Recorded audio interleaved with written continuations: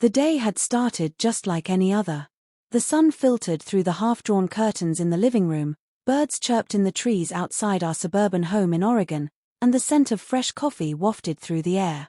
I was standing by the kitchen counter, stirring cream into my mug, when I felt that strange heaviness in my chest. It wasn't worry exactly, more like a dull sense that something was about to shift. Something I couldn't name yet.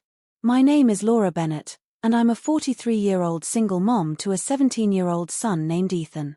It's just been the two of us for the past 6 years after his father and I divorced. Ethan has always been a quiet kid, introspective, respectful, and, until recently, predictable. He had a habit of keeping to himself, spending hours in his room sketching, listening to music, or scrolling on his phone. But lately, things felt different.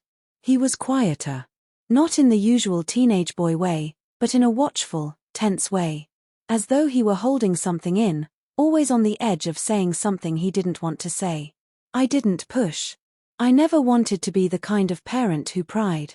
I always believed that giving Ethan space and letting him come to me when he was ready was the right thing to do. But the problem with giving space is that sometimes, silence grows in it like ivy, winding through the cracks of a relationship, wrapping tightly until it becomes hard to breathe.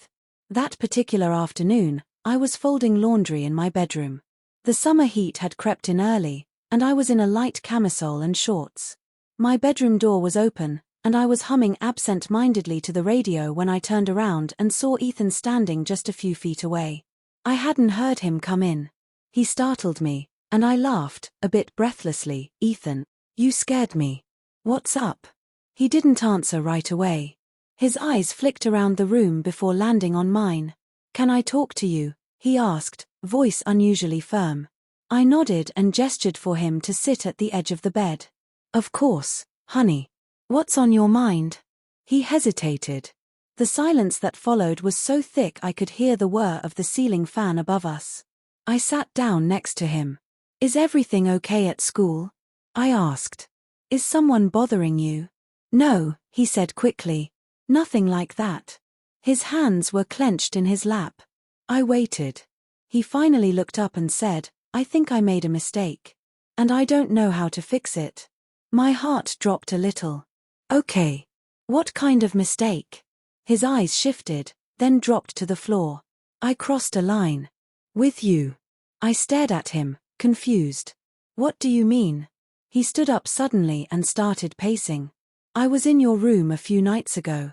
You were asleep, and he trailed off." My body tensed. A strange cocktail of alarm and confusion swept over me. "You came into my room while I was asleep?" "Yeah. I wasn't trying to do anything bad. I don't know." I was confused. "I've been feeling weird lately, like everything's changing and I can't control it." "Ethan," I said quietly, "you know boundaries are important, right? Especially between family members."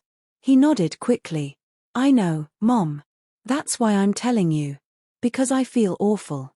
I didn't touch you or do anything, I swear. I just stood there for a while. I was just watching you sleep."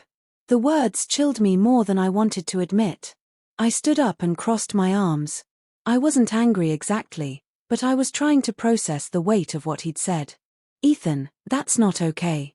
I appreciate you telling me, but that's a serious breach of privacy. Even if you didn't do anything, it still crosses a boundary." He looked ashamed, like a little boy who had broken something precious and didn't know how to fix it. "I don't know what's wrong with me," he muttered. I took a deep breath and stepped closer. "There's nothing wrong with you. You're growing up. Your body and emotions are changing.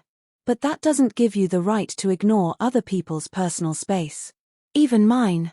"I know," he whispered. "I just didn't know how to deal with what I was feeling." "You're 17, Ethan. You're old enough to understand right from wrong, and also mature enough to ask for help when you need it. We all have strange, confusing thoughts sometimes. But acting on them without thinking of others, that's the problem." He looked like he might cry, and I softened a little. "Listen," I said, "I'm glad you told me. That took courage. And now that we've talked about it, we can set some firmer rules. No coming into my room unless I say it's okay. Period. No exceptions. Understood. He nodded. Understood. I reached out and put a hand on his shoulder. We're going to be okay. This doesn't change how much I love you. But it does mean we need to work on respecting each other's space, especially now that you're almost an adult. We stood there in awkward silence for a moment, and then he gave me a quiet hug. I could feel his guilt pressing into me like a physical thing. After that conversation, I decided to schedule a therapy appointment for him. I framed it gently, told him it was a way to talk through emotions, better understand himself, and gain the tools to navigate confusing feelings. To my surprise, he didn't resist. In fact, he seemed relieved. Over the next few months, things got better. He started opening up more, talking to me about his frustrations, his confusion about growing up, his struggle with loneliness, and even his feelings about the divorce. One night, we sat on the porch with glasses of lemonade and talked like two people who were rebuilding trust brick by brick. He told me how overwhelmed he felt seeing the world change around him so fast. How unsure he was about college, about relationships, about his own identity. Sometimes I feel like I'm drowning, he said. And then I look at you, and you seem so calm. Like nothing ever shakes you. I smiled faintly. I'm not as calm as you think. I've just had longer to figure out how to hold on when everything feels like it's slipping. He laughed a little. I hope I get there someday. You will, I said. But until then, I'll be right here. Just knock before you enter, okay? That made us both laugh. Over time, the tension between us eased. The moment that had once threatened to fracture our relationship became a turning point. It reminded me that being a parent isn't about having perfect boundaries all the time, it's about recognizing when they've been crossed and teaching how to repair them. Ethan's therapy sessions became part of his weekly routine. He started focusing more on his art again, spending less time locked in his room, and more time sitting at the kitchen table with a sketchpad while I made dinner. One evening, he showed me a drawing he'd been working on. It was a sketch of our porch, with the two of us sitting side by side, lemonade glasses in hand. This is us, he said. The night everything changed. I blinked back tears as I looked at it. It's beautiful, Ethan. Thanks, he said, and for the first time in a long time, he looked truly at peace. Life isn't perfect. There are still awkward moments, small missteps, reminders of how fragile trust can be. But now, there's also honesty. There's understanding. And most importantly, there's growth. When Ethan crossed a boundary, he didn't shatter our relationship. He cracked it and then helped me seal it stronger than before. We don't talk about that day often, but its impact lingers in the quiet ways we respect each other now. He always knocks. I always listen. And second part next story.